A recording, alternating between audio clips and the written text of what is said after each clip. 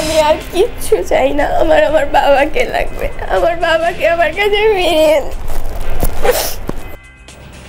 হাসিনা সরকারের আমলে নিখোঁজ অনেকের সন্ধান মেলেনি এখনো। বছরের পর বছর চোখের জল ফেলছেন পরিবারের সদস্যরা। আমার সন্তান ওর বাবার জানি কাছে পায়, ওর বাবার জানি বাবাকে ডাকতে পারে, আমি শুধু একটু কিছু যদি কোনো পাগল দেখি, কোনো কিছু দেখে আমি দাঁড়ায় থাকি, যদি আমার ছেলে পাগলও হয়ে থাকে, টর্চারে ছোট হয়তো পাগলও তো করে ফেলতে পারে। ধীরে নামছে বন্যার পানি, প্রত্যন্ত এলাকায় ত্রাণ ও বিশুদ্ধ খাবার পানির তীব্র সংকট, বাড়ছে রোগবালাইও। খাবারের কষ্ট আছে বুঝেননি, সবচেয়ে বড় কষ্ট হলো বুঝছেন বর্তমানে লেট্রিন অনুযায়ী বিশুদ্ধ পানি এবং বাচ্চা কাচ্চা নিয়ে খুব অসুবিধার মধ্যে আমরা এলাকার মানুষগুলা, নলকূপগুলো আমাদের ডুবে গেছে। লোহিত সাগরে পুড়তে থাকা গ্রিসের পতাকাবাহী জাহাজের ভিডিও ফুটেজ প্রকাশ হুতি বিদ্রোহীদের। সাগরে তেল ছড়িয়ে ভয়াবহ পরিবেশ বিপর্যয়ের শঙ্কা।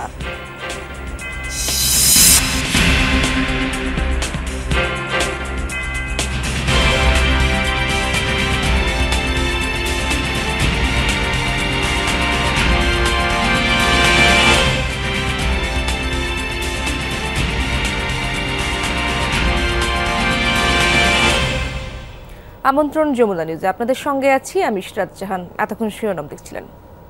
শেখ হাসিনা সরকারের পতনের পর আয়নাঘর থেকে ফিরে এসেছেন কয়েকজন, তবে এখনও নিখোঁজ অনেকে। তারা বেঁচে আছেন নাকি নেই তাও জানা নেই পরিবারের। বছরের পর বছর চোখের জল ফেলছেন স্বজনরা। কেমন ছিল আয়নাঘরের দিনগুলো, পরিবারের সদস্যরাই বা কিভাবে বেঁচে আছে? তপু ও রানার ক্যামেরায় সহকর্মী আশিক মাহমুদ জানাচ্ছেন বিস্তারিত। আমি আর কিচ্ছু চাই না, আমার বাবাকে লাগবে, আমার বাবাকে আমার কাছে ফিরিয়ে। ছোট্ট লামিয়ার এই আকুতি হৃদয়ে নাড়া দেবে যে কারো। যখন আমার ফ্রেন্ডদের বাবা তাদেরকে স্কুল থেকে নিয়ে যাবে, স্কুলে দিয়ে আসে, তখন তাকিয়ে শুধু দেখতে পারি, কিছু বলতে পারি না।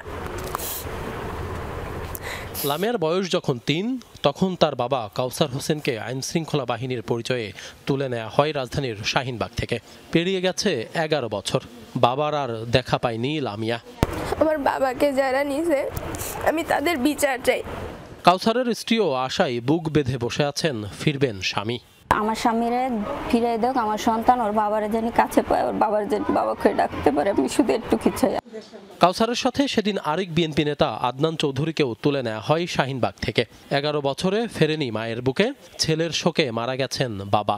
অনেক কষ্ট, আমি তো অনেকক্ষণ অপেক্ষা করি, হয়তো আমার ছেলে অনেক যখন শুনলাম যে জায়গায় জায়গায় ফেলে রাখে, তখন একটা হাঁটতে চাই। হাঁটতে গেলে দেখি যদি কোনো পাগল দেখি, কোনো কিছু দেখে আমি দাঁড়ায় থাকি, যদি আমার ছেলে পাগলও হয়ে থাকে, টর্চারে ছোট হয়তো পাগলও তো করে ফেলতে পারে। প্রত্যক্ষদর্শী ফয়জুল ইসলাম জানিয়েছেন, র্যাবের পোশাকে কয়েকজন মারধরের পর দুজনকে গাড়িতে করে নিয়ে যায় সেদিন রাতে। দরজা খুলে দেখি ওই যে আদনানের পিছনে এই হ্যান্ডক্যাপ লাগানো, অনেক লম্বা লম্বা র্যাবের অফিসার, র্যাবের সিভিলও ছিল, কুটি পরও ছিল। তখন পুরা গছ শ্বাস করতেছে, শ্বাস করে কিছুই পায়নি, এত পরিমাণ মারছে বলার বাইরে। শেষ পর্যন্ত মেয়ের খেতে খেতে ছেলেটা বলছিল কি পানি দেবো, আমার একটু পানি খেয়ে, তখন আর পানিটা পর্যন্ত ওরা দেয় নাই।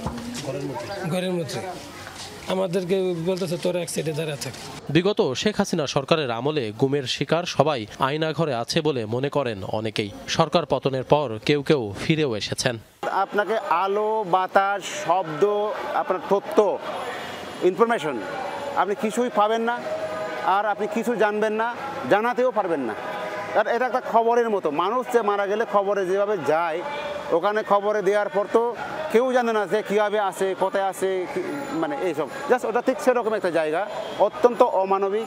এভাবে গুম খুনের মাধ্যমে শেখ হাসিনা চিরদিনের জন্য ক্ষমতা কুক্ষিগত করতে চেয়েছিলেন দাবি মায়ের ডাকের সমন্বয়কারী সানজিদা ইসলামের। প্রত্যেকটা ঘটনার পিছনে অবশ্যই হাসিনা রেজিম অ্যান্ড দেন তাদের লোকজন, তারা যেসব সাঙ্গপাঙ্গ এবং ল এনফোর্সমেন্ট এজেন্সি, তাদের যে কমান্ডিং অফিসার্সগুলো, যাদেরকে তারা এই কাজের জন্যই ব্যবহার করতে রেখেছে, ওই জায়গায় রেখেছিল। তো সেই হোল প্রসেসটা তারা ইনভলভ, মেকানিজমটা ইনভলভ এই এত বড় অপরাধগুলোর পিছনে আসলে।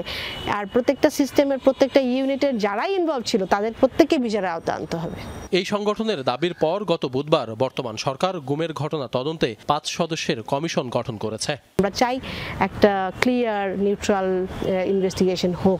আশিক মাহমুদ, যমুনা নিউজ, ঢাকা। বন্যা কবলিত লক্ষ্মীপুর, কুমিল্লা, নোয়াখালী ও ফেনী থেকে ধীর গতিতে নামছে বানের পানি। মানবিত দিন কাটছে দুর্গত এলাকার লাখ লাখ বাসিন্দার। লক্ষ্মীপুরে বন্যার পানি ধীর গতিতে নামায় এখনও ডুবে আছে 5 উপজেলার বিস্তীর্ণ এলাকা। চরম ভোগান্তিতে দিন কাটছে 10 লাখেরও বেশি মানুষের। দুর্গত এলাকায় খাদ্য ও বিশুদ্ধ পানির তীব্র সংকট রয়েছে। সরকারি বেসরকারি উদ্যোগে ত্রাণ সহায়তা দেওয়া হলেও তা অপ্রতুল বলে জানিয়েছেন স্থানীয়রা। বন্যা কবলিত এলাকায় ছড়াচ্ছে পানিবাহিত নানা রোগবালাই। কুমিল্লা সদর, বুড়িচং, 14 গ্রাম থেকেও ধীর গতিতে নামছে পানির জল। তবে নাঙ্গলকোট, মনোহরগঞ্জ ও লাকসামে এখনও পানি কমেনি। জেলার প্রায় 11 লাখ মানুষ পানিবন্দী রয়েছেন। খাদ্য ও সুপেয় পানির সংকটে মানবেতর দিন কাটছে দুর্গত এলাকার বাসিন্দাদের। 724টি আশ্রয় কেন্দ্রে 76,000-এর বেশি মানুষ অবস্থান করছেন। যেসব এলাকা থেকে বানের জল নেমেছে সেখানকার বাসিন্দারা ব্যস্ত ঘর মেরামতে। নোয়াখালীর দুর্গত এলাকা থেকেও পানি নামছে, তবে তা খুবই ধীর গতিতে। বাড়িঘর, রাস্তাঘাট ডুবে থাকায় চরম ভোগান্তি পোহাতে হচ্ছে বাসিন্দাদের। এখনও বিদ্যুৎ বিচ্ছিন্ন কিছু এলাকা। বন্যা কবলিত এলাকায় সরকারি বেসরকারি উদ্যোগে ত্রাণ সহায়তা দেওয়া হচ্ছে। এদিকে মুছাপুর ক্লোজার ধসের কারণে কোম্পানিগঞ্জে দেখা দিয়েছে নদী ভাঙন। হুমকির মুখে বাড়িঘর সহ বহু স্থাপনা ও ফসলি জমি।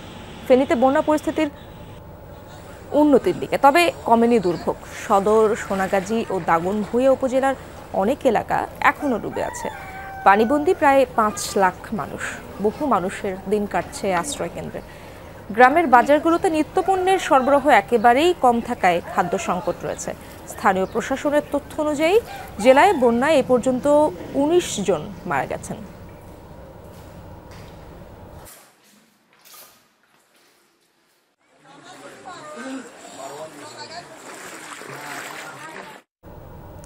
দর্শক, বন্যা পরিস্থিতির খবরাখবর জানার চেষ্টা করব সহকর্মীদের কাছ থেকে। শুরুতেই যেতে চাই ফেনীতে, সেখানে রয়েছেন আমার সহকর্মী আরিফুর রহমান।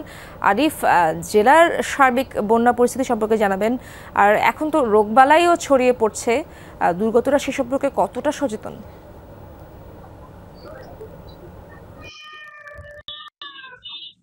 ইশরাত, আমি আছি এই মুহূর্তে ফেনী সদরের কাজিরবাগ ইউনিয়নের ডাক্তার কাজলের একটি কলোনিতে।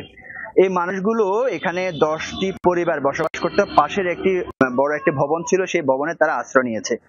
আশ্রয়ন থেকে তারা ফিরে এসে যেটি দেখতে পেয়েছে সেটি হচ্ছে যে তাদের মাথায় আকাশ ভেঙে পড়ার মতো অবস্থা হয়েছে। এই 10টি পরিবার এই কলোনিতে বসবাস করে। তারা এসে দেখতে পাচ্ছে যে তাদের সকল আসবাবপত্র লন্ডভন্ড হয়ে গেছে। এখানকার তাদের নিত্য প্রয়োজনীয় অনেক যে সকল হাঁড়ি পাতিল থেকে শুরু করে সবগুলো বানের জলে ভেসে গেছে, এবং কি তাদের যে ঘর, এই ঘরটিও লন্ডভন্ড করে দিয়েছে।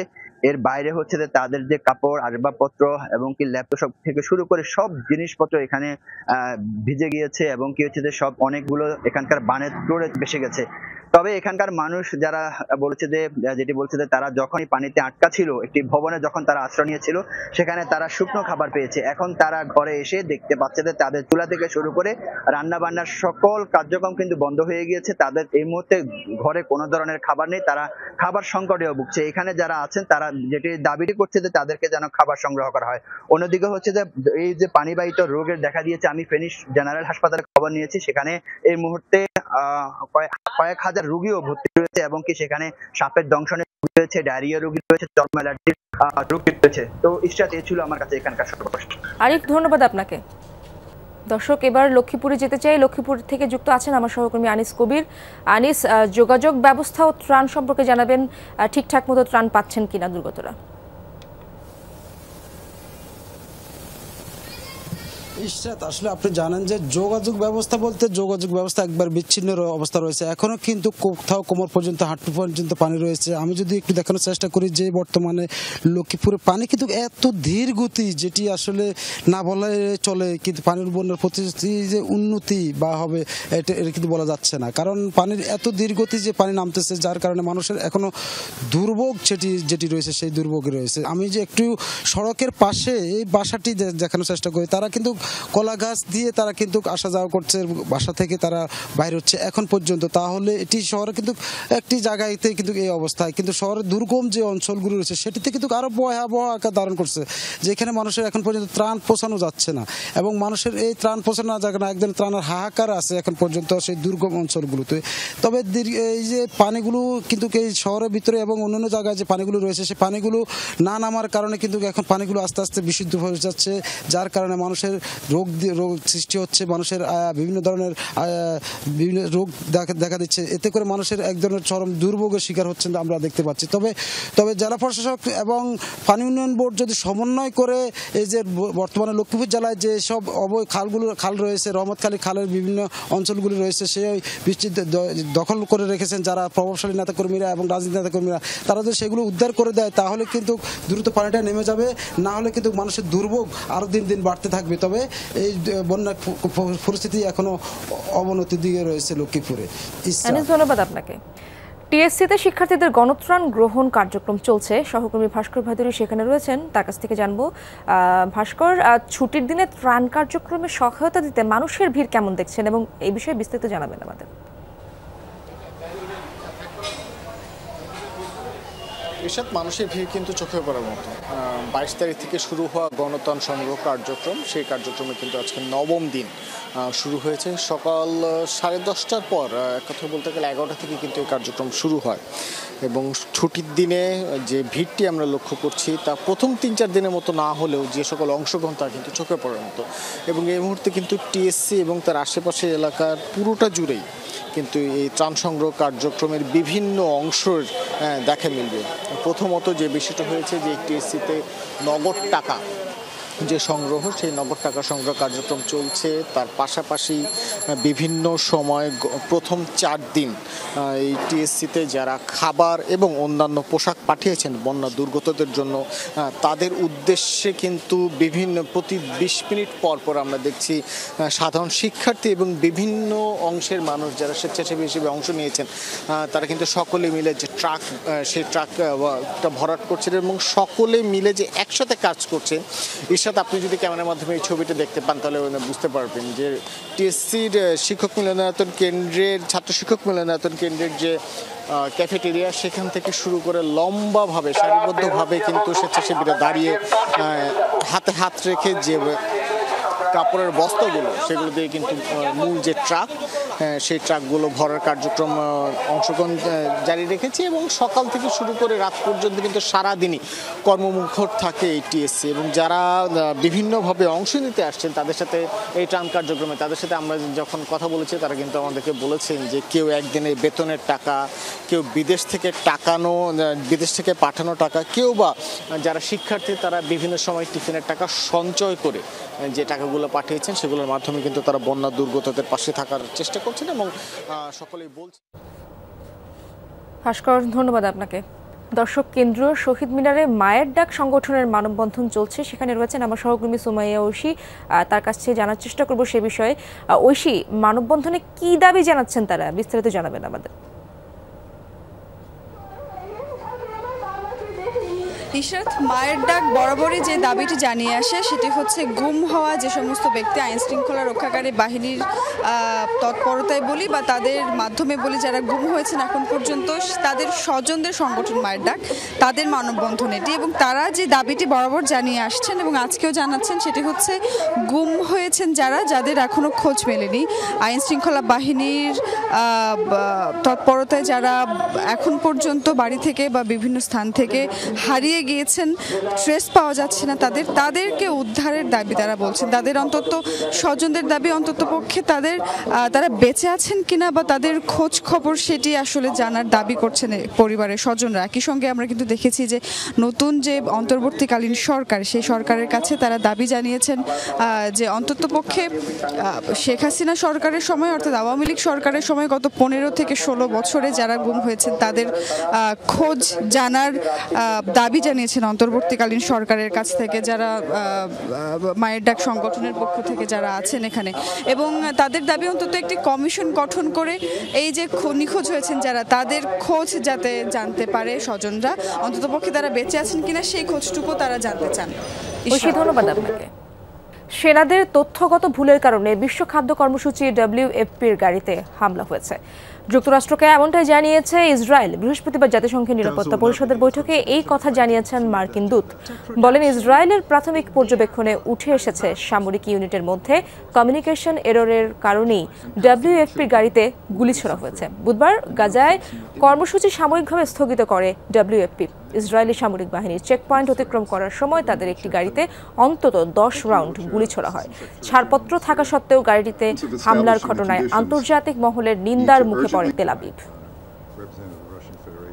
লোহিত সাগরে গত এক সপ্তাহ ধরে পুড়তে থাকা গ্রিসের পতাকাবাহী জাহাজ সোনিয়নের ভিডিও ফুটেজ প্রকাশ করেছে ইয়েমেনের সশস্ত্র সংগঠন হুতি।